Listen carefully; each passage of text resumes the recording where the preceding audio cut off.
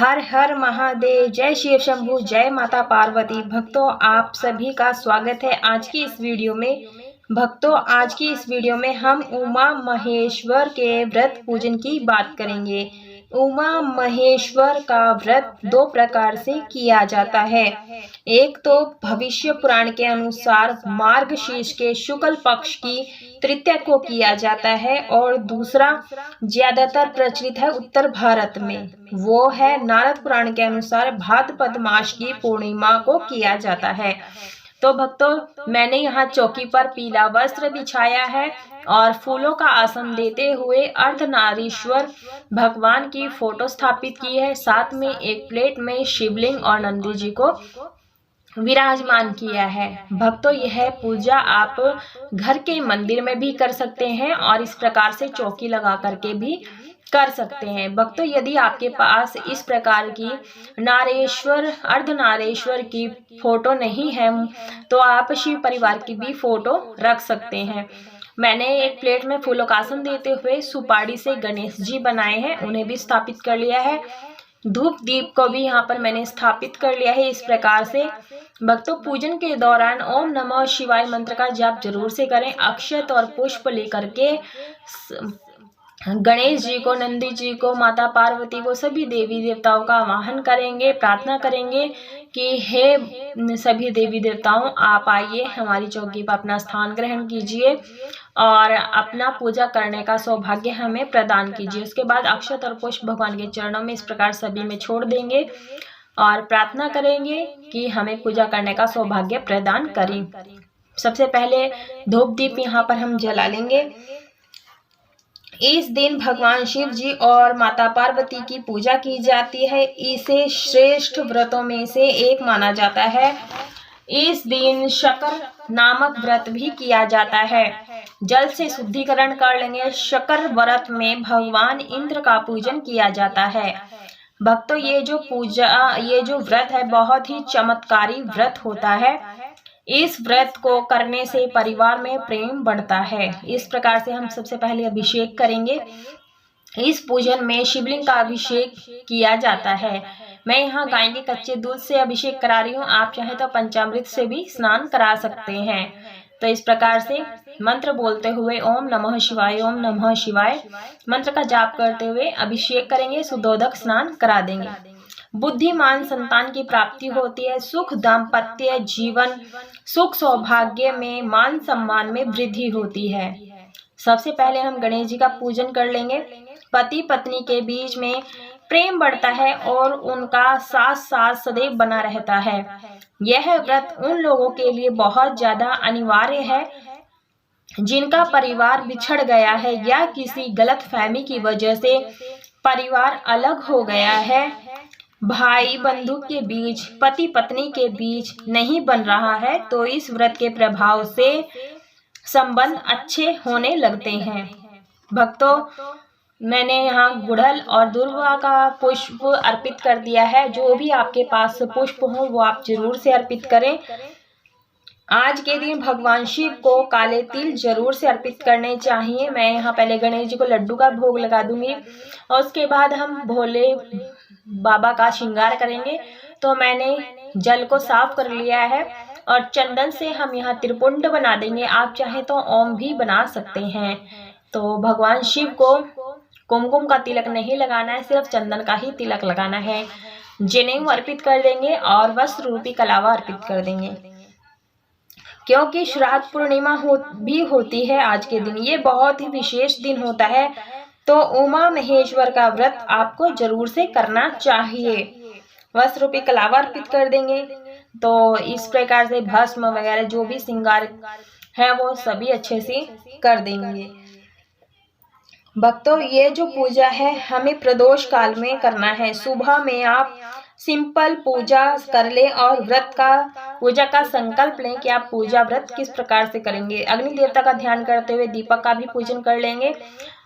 कुमकुम लगा करके इस प्रकार से अच्छे से पुष्प अर्पित कर देंगे। इस दिन के समय आप पितरों का तर्पण करें। भोग प्रसाद दक्षिण मुख की ओर करके ही करें।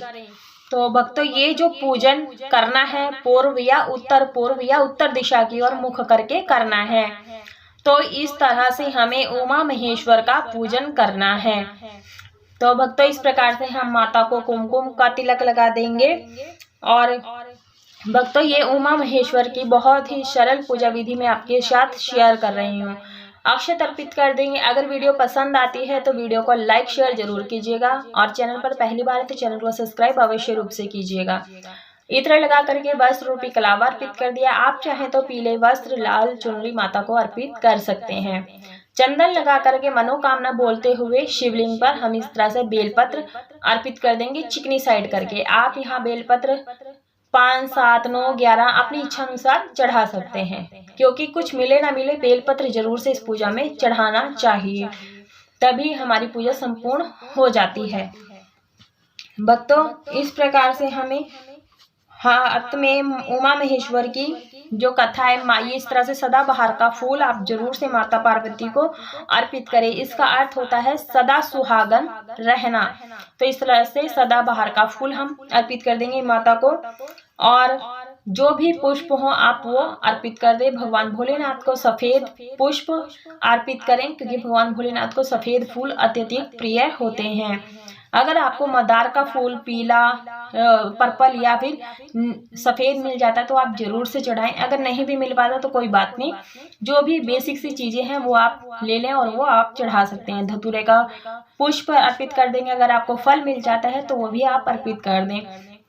शमी अपराजिता का फूल अर्पित किया है और शमी पत्र मैं यहाँ 5 शमी पत्र अर्पित कर रही हूँ। आप 3 भी अर्पित कर सकते हैं, 7 भी अगर आपको मिल पाते हैं तो आप जरूर से चढ़ाएं। भांग धतूरा सभी चीजें चढ़ाएं। इस प्रकार से बहुत ही विशेष है ये पूजन। तो इस प्रकार से हमें लगाना है पुष्प। और भक्तों मैं जो कथा है अर्धनारीश्वर की वो कथा मैं जरूर से सुनाऊंगी, तो आप जरूर से सुनिएगा। मैं कथा इसी वीडियो में ही सुनाऊंगी, तो वीडियो के लास्ट में सुनाऊंगी, आप जरूर सुनिएगा। इस प्रकार से हमें अर्पित करना है। नंदी जी को दुर्वा अर्पित कर देंगे। भक्तों जो ये पूजन है बहुत ही विशेष पूजन है, प्रदोष काल में ही किया जाता है। दिन में आप ये व्रत में फलाहार ले सकते हैं, दूध चाय फल आदि खा सकते हैं। इस व्रत में नमक नहीं खाया जाता है। तो इस प्रकार से अबीर गुलाल सभी को अर्पित कर देंगे। यहाँ पर मैं तिलक लगा रही हूँ, चरणों में लगा देंगे, मस्तक पर लगा देंगे। इस प्रकार से सभी को तिलक लगाएंगे और मंत्र का उच्चारण जरूर से करें। और आज के दिन भगवान भोलेनाथ को काले तिल जरूर से अर्पित करना है, क्योंकि पितृपक्ष भी शुरू हो गया है, पूर्णिमा है। तो इस प्रकार से हमें काले तिल अर्पित करने हैं इस प्रकार से। और आप यहाँ पर जल का लोटे का भोग लगा देंगे, जल का लोटा रख देंगे। मैंने इसे भी टीका कर दिया है। और उसके बाद हम यहाँ ऋतु फल अर्पित कर देंगे, जो भी आपके पास उपलब्ध हो, केला सेब संतरा जो भी आपके पास ऋतु फल हो वो आप जरूर से अर्पित करें। और साथ में ओम नमः शिवाय जरूर से मंत्र का जाप करें। और पूर्णिमा का दिन होता है तो खीर का भोग जरूर से लगाया जाता है, आप खीर का भोग जरूर से लगाएं इस प्रकार से। और माता लक्ष्मी जी को भी, और जब शाम होती है तो आप चंद्रमा का पूजन करें, लक्ष्मी नारायण जी का पूजन करें। आज के दिन बहुत ही खास रहता है। शाम के समय तुलसी का पूजन करें पूर्णिमा के दिन। और माता को 16 श्रृंगार की सामग्री अर्पित कर देंगे, भेंट कर देंगे। और उसके बाद हमें हाथ में अक्षत और पुष्प लेकर के अर्धनारीश्वर की व्रत कथा सुननी है। एक लघु कथा मैं इस वीडियो में सुनाऊंगी और जो दूसरी कथा है वो मैं नेक्स्ट वीडियो में सुनाऊंगी। आप वो कथा जरूर से सुनिएगा, बहुत ही खास है। जो लोग व्रत करते हैं उन्हें कथा जरूर से ही सुननी चाहिए। कथा की वीडियो अलग है तो आप वहां पर कथा सुन सकते हैं, उसका लिंक मैं डिस्क्रिप्शन में डाल दूंगी। जब कथा संपूर्ण हो जाती है उसके बाद अक्षत और पुष्प भगवान के चरणों में छोड़ देते हैं। और पूर्णिमा का दिन है, पितर का दिन है, तो हमें एक छोटा सा हवन करना होता है। मैंने यहाँ पे गाय का उपला सुलगा लिया है।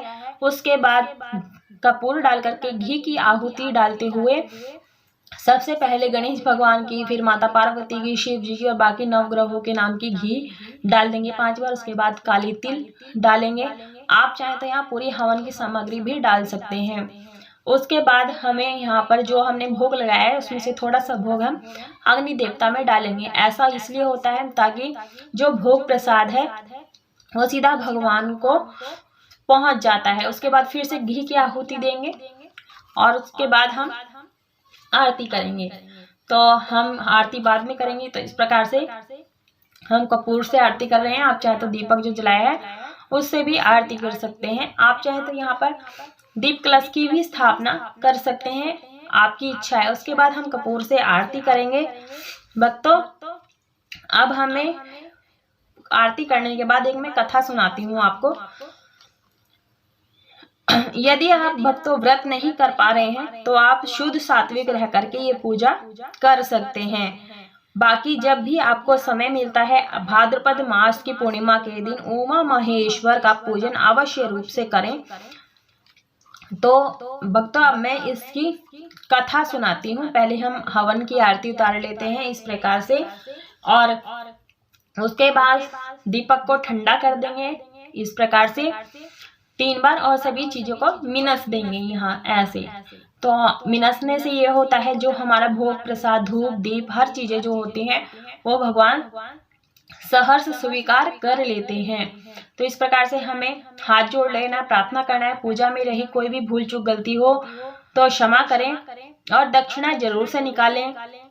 दक्षिणा निकालने से ये होता है जो भी कमी बेसी होती है वो पूरी हो जाती है, और गलती के लिए क्षमा प्रार्थना करेंगे। सदैव अपनी कृपा दृष्टि बनाए रखें। जो कोई भी इस व्रत को करता है उसे खोई हुई मान प्रतिष्ठा, मान सम्मान, बिछड़ा हुआ परिवार भी मिल जाता है।